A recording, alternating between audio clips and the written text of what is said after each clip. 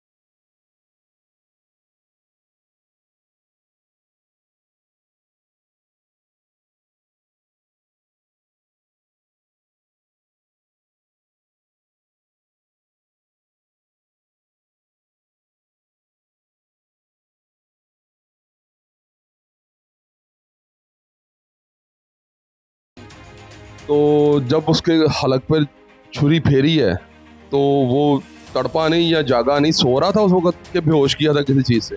नहीं सर जी, वो सोया हुआ था। मैंने, पता नहीं मुझे क्या हुआ, मेरा दिमाग मेरे काबू में नहीं था। मैंने जब छुरा फेरा ना उसके, वो एकदम उठा है।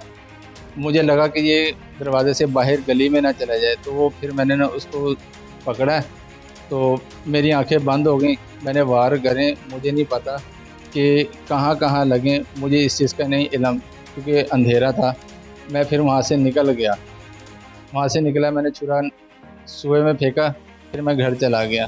उसके बाद जब मैं कुल्लू वाले दिन जब मैं आया हूँ ना, तो मुझे नहीं पता मैं किस दिन आया हूँ। मैं अपने मेरा भाई का घर भी सामने ही है, मैं उधर बैठा हुआ था। मैंने अपनी भाभी के मोबाइल से जब वीडियो देखी ना, तो मेरे खुद के पैरों के तले ज़मीन निकल गई कि इस कदर बुरे तरीके से मैंने मार दिया इसको।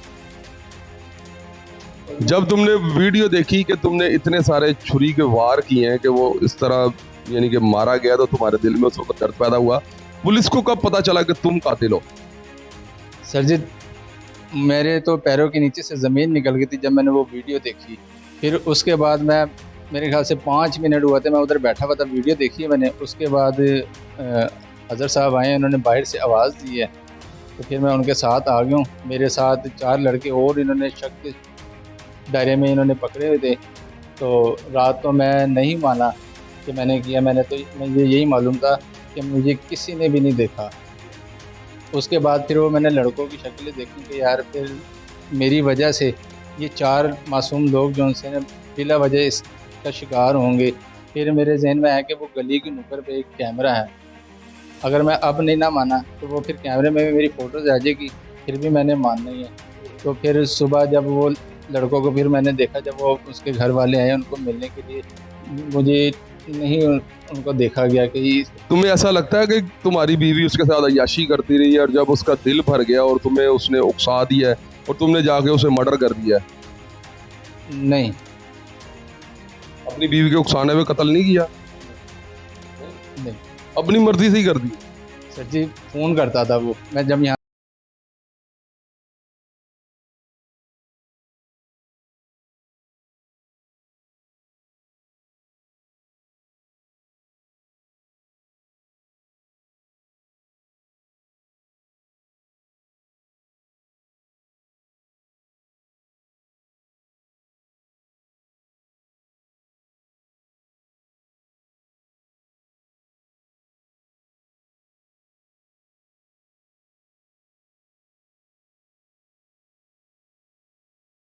ऐसा कोई कदम उठाऊंगा या होगा मेरे साथ ऐसा कुछ, मैं तो एक शरीफ सादा सीधा सादा, मैं किसी से लड़ाई झगड़े में नहीं। 27-28 साल हो गए मुझे इस मोहल्ले में रहते हुए, मैं आज तक इस शख्स से कभी लड़ा ही नहीं अगर तुम शरीफ हो तो इस मुल्क का नाम शरीफिस्तान ही ना रख दिया जाए किसी जगह पे। तुम इतने शरीफ हो कि तुमने एक आदमी को इतनी सी बात पे कत्ल कर दिया, जबकि तुम उसे अपनी बीवी को तलाक भी दे सकते। जी, मैंने आपको बताया कि ना मेरे माँ बाप नहीं है, बहन भाई भी जो उनसे ना वो नहीं वो करते थे, इसलिए मैं फिर बच्चों की करके मैंने नहीं उसको तलाक दी इसी वजह से। क्या तंग करता था तुम्हारी बीवी? फ़ोन करके ब्लैकमेल करता था कि जी बच्चों को और शोहर को छोड़ के मेरे पास आ जाती। सिर्फ कहानी कि तुम टूटी टांग वाले एक रक्षा ड्राइवर हो, मैं तुम्हारे लिए क्यों अपने शोहर को छोड़ दूं?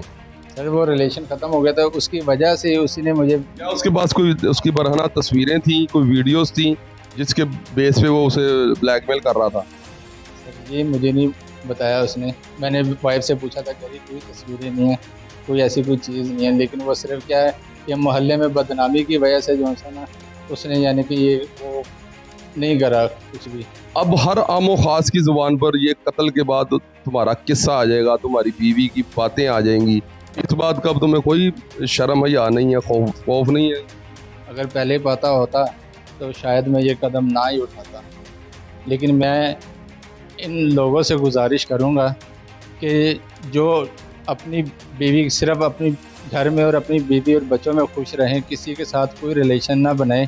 और औरतों से भी मैं ये कहता हूँ कि वो बाहर किसी गैर मर्द से रिलेशन ना बनाएं। आज मैं इस जगह पर हूँ ना, तो सिर्फ इसी वजह से हूँ। मैं ये नहीं चाहता कि कोई ऐसा रिलेशन बनाए जिसकी वजह से कोई यहाँ पर आए।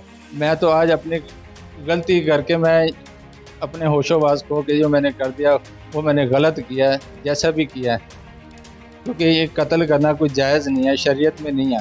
तो नाज़रीन, इस वक्त मेरे साथ इंचार्ज इन्वेस्टिगेशन शमाली छोनी थाना राना अरहम साहब बैठे हैं। आए इनसे पूछते हैं कि ये कत्ल के मामला इनके हवाले से क्या है। अस्सलाम वालेकुम सर। जी वालेकुम अस्सलाम। जी ठीक ठाक, यस सर। ये कातिल ने जब कत्ल किया है तो उसके बाद फिर आपको कैसे पता चला कि यही असल कातिल है? बिस्मिल्लाह।